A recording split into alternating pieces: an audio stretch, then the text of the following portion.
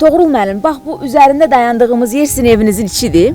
Bəli. Və Allah rəhmət eləsin, Xudu müəllimin Mərzilidəki evi bütün Ağdam ərazisində barmaqla sayılacaq qədər az evlərdən biridir ki, onun görüntüləri tarixdə qalır.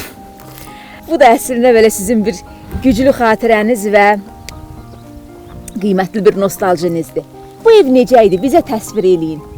Bu evin layihəsini özü hazırlayıb və tikintisinə də birbaşa özü rəhbərlik eləyib. Təbii ki, tikintinin az bir hissəsini peşəkar ustalar tikibdir və səbəbini də belə izah eləyirdi ki, peşəkar usta ancaq əvvəli-axır bəlli bir işi görməlidir. Amma biz burada bir dəfə bir cür fikirləşirik, sonra fikrimizi dəyişirik. Yəni improvizasiya edə-edə Bəli, o improvizasiya məqamı da olub. Ona görə də o sırf ustalar hansı ki iş hara ki bəllidir, hansı ki artıq burada bir dəyişiklik yoxdur, o işlər işləyib. Qalanı hamısını Mərzili cəmaatının köməyindən, qohumların bilavasitə iştirakından onlara özü göstəriş verə-verə burada bu evi yaratmışdı. Deməli, darvaza buradaydı, hardasa bu istiqamətdən darvazaydı. Darvaza deyəndə sadəcə bir çərçivəyə alınmış, dəmir çərçivəyə alınmış setkaydı. Yəni elə bir darvaza anlamı yox idi. Yəni daş hasar, dəmir darvaza belə deyildi. Kənd evi kimi. Kənd evi, adi dəmir çərçivəyə alınmış bir setka. Və burada bu yerin landşafından yaxşı istifadə eləmişdi. Əgər fikir verirsinizsə, yerin istiqaməti mailliyi var. Bəli, yuxarısı biraz hündürdür, aşağı getdikcə aşağı enir. Aha. Burada bir otaq buradaydı, yekə bir otaq idi. Yataq otağı ona nisbətən balaca bir otaq orada yerləşirdi və onun qarşısında mətbəx idi.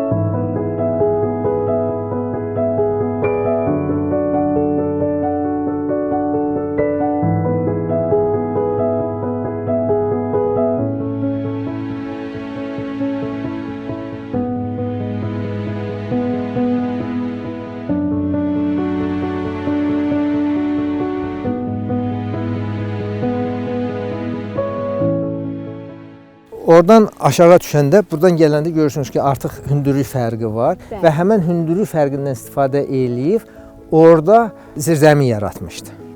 Ocaq da oradaydı, zirzəmi də oradaydı.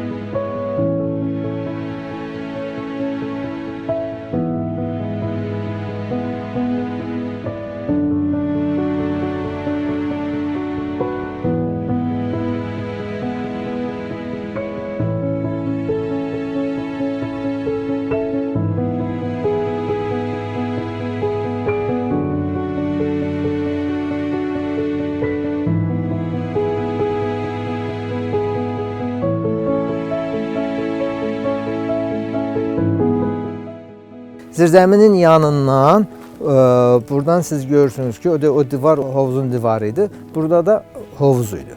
Hovuz evə bitişik idi. Bura açıq sahə idi.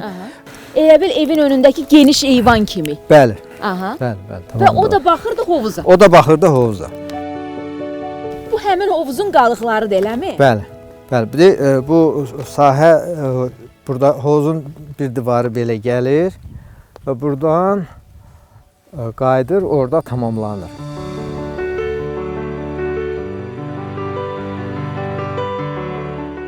Bu hovuzda nə kimi istifadə edirdiniz Toğrul müəllim? Bu hovuzdan bağı sulamaq üçün istifadə eləyirdik. Yəni su toplanırdı, bağı suluyurduq. O hovuzda uşaqlar çimirdi və qış aylarında da mən burada balıq saxlayırdım. Və bunun üstü də düz gəlirdi. Yəni üstü düz sahə idi. Bunun üstündə üzüm talvarı idi. Orada bir düz sahə idi. Düz sahədən sonra şüşəbənd idi. Şüşəbəndin üstündən də artıq yuxarı taxtapuşda da 2 otaq var idi. Yəni zirzəmi ilə götürəndə ümumi 3 mərtəbə. Ümumi 3 mərtəbə. Neçənci il idi bu ev tikiləndə? Bu ev tikiləndə harasa 83-cü ildən başladı. 86-cı ildə tamamladı. Xeyli iş görülüb üzərində. Toğrul müəllim, hiss olunur ki, böyük bir bağ olub burada. Burada sırayla əkilmiş ağaclar idi. O istiqamətdə bir istilikxanası var idi. Stil, göyərti, bu cür şeylər özü maraqlı idi. Özü orada təcrübə aparırdı ondan.